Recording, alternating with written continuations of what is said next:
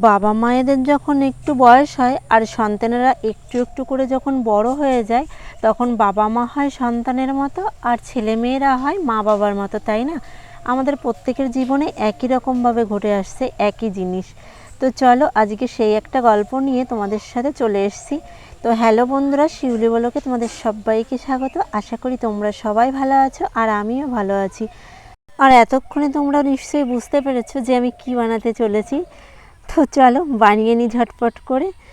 গল্প করতে করতে আমি প্রথমে আটা নিয়ে একটুখানি আটা নিয়েছি ময়দার সঙ্গে, কারণ একটু পরে না একটু ঠান্ডা হতে না হতেই টেনে ছিঁড়া যাবে না, আর আমার বাবু তো একদমই টেনে ছিঁড়তে পারবে না, ওই জন্য একটু আটা নিয়ে নিয়েছি। আর তার সঙ্গে নিয়ে নিয়েছি যা যা লাগে, ওই যে একটুখানি নুন, একটুখানি চিনি আর একটু তেল। তাই ভালো করে সবগুলো একসঙ্গে মিশিয়ে নিচ্ছি। আর তারপরে একটু একটু করে জলটা দেবো। একবারে বেশি জল দিলে হয় কি, যে বেশি জলটা হলে আর একটু ময়দা দিতে হবে, আর একটু ময়দা দিতে হবে, এই করে করে না অনেকটা ময়দা মাখানো হয়ে যায়। কিন্তু আমার অতটা ময়দা মাখালে আমার শুধু শুধু নষ্ট হবে, কারণ আমাদের বাড়ি হাতে গোনা কয়েকজন মানুষ। গল্প করতে করতে আমার ময়দাটাও কিন্তু মাখানো হয়ে গেল। এবার ময়দাটা মাখানো থাক, বাকি কাজগুলো করে নিই চলো। আর এদিকে আমি একটু যে সিমাইগুলো নিয়ে এসেছিলাম, সিমাইগুলো ভাজা, তারপরে একটু ঘি দিয়ে আমি একটু ভেজে নেব, যাতে ঘির গন্ধটা আসলে পরে বেশ একটু কিন্তু ভালোই লাগে।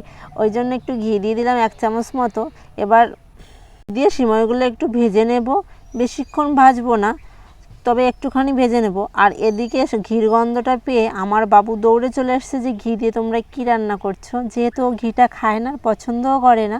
কিন্তু ওকে বলেছি এই সিমইয়ের মধ্যে ঘি থাকে, আমার মাও বলেছে ওকে বুঝিয়ে, তার জন্য খেলে অসুবিধা হবে না, বলে কি গন্ধটা থাকবে না। তো অনেক বুঝিয়ে টুজিয়ে তারপর ওকে সামলানো গেছে। তো দেখো গল্প করতে করতে আমার সিমাইটা ভাজাও হয়ে গেছে। আর এবার আগে থেকে আমার দুধটা ভালো করে জাল দেওয়া ছিল, বেশ ভালো। হাঁড়িটা দেখে বুঝতেই পারছো যে কি চারপাশে একটু লেগে গেছে।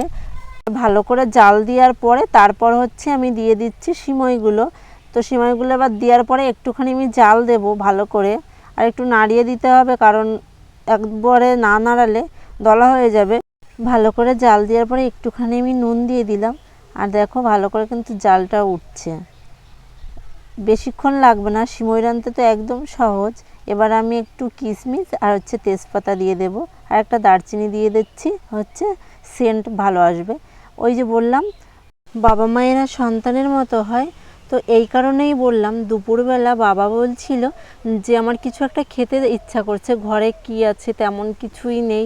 মানে এবার মা বলছে তাহলে খিদে পেয়েছে যখন ভাত খাও, ভাতও তো রয়েছে।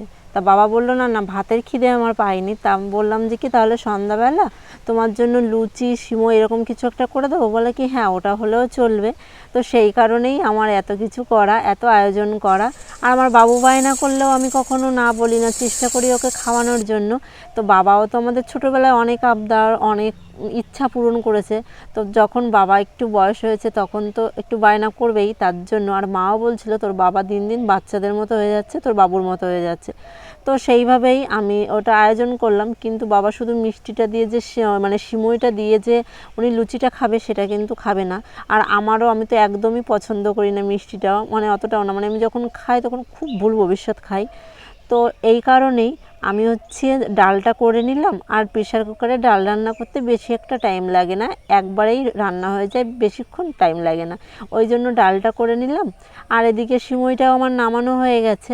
তোমাদের সাথে গল্প করতে করতে কিন্তু আমার অনেকটা কাজ এগিয়ে নিয়েছি। আর এদিকে লুচিগুলো আগের থেকে ময়দাটা যেহেতু আমি মাখিয়ে নিয়েছিলাম, ওই জন্য আর অসুবিধা হয়নি, তাড়াতাড়ি করে একটার পরে একটা তাড়াতাড়ি করে রান্নাটা হয়ে যাচ্ছে। আর এদিকে মা একটু লুচিটা বেলে দিচ্ছে। তা মা বারবার করে বলছিল যে তোর বাবা দিন দিন না পুরো বাচ্চা হয়ে যাচ্ছে, তোর তো এখন 2টো ছেলে হয়ে গেছে, তাই না? আমি বললাম হ্যাঁ সেই রকমই কিছু একটা। দেখো আমার লুচিগুলো ফুলে একদম পুরো ফুলকো ফুলকো লুচি হয়ে গেছে। 2-1বার ভেবেছিলাম যে করবো না, 2-3 দিন পরে এই লুচিগুলো করি। তা বাবা তারপরে বলছিল হ্যাঁ 2-3 দিন পরেই করা। তারপরে ভাবলাম যে কি 2-3 দিন পরে আবার করা যাবে। 2-3 দিন পরে কেন করার কথা বললাম, তো 2-3 দিন পরে একটা গুড নিউজ আছে আমার তোমাদের পরে বলবো, এটা থাক, এখন আর বলবো না। আর সত্যি কথা বলতে কি আজকে না আমার একটুও কষ্ট হচ্ছে না, একটুও খারাপ লাগছে না। তো একবারে তো আমি দুবার রান্না করে দিতেই পারি, কারণ মনে শান্তি থাকলে, মনে আনন্দ থাকলে যে কোনো অসম্ভবকে সম্ভব করে তোলা যায়, তাই না? আর মনে এত আনন্দ কেন, আজকে একটা সুখবর পেয়েছি ওই জন্য। তো তোমাদের পরবর্তী ভিডিওতে বলবো অবশ্যই। তো আজকের ভিডিওটা আমি এখানেই শেষ করছি। আর আমার ভিডিওটি তোমাদের যদি ভালো লেগে থাকে অবশ্যই একটা লাইক দিয়ে পাশে থেকো। দেখা হবে, কথা হবে, গল্প হবে, অনেক আড্ডা হবে অন্য কোনো সময় অন্য কোনো ভিডিওতে। ততক্ষণ সবাই ভালো থেকো, সুস্থ থেকো, টাটা।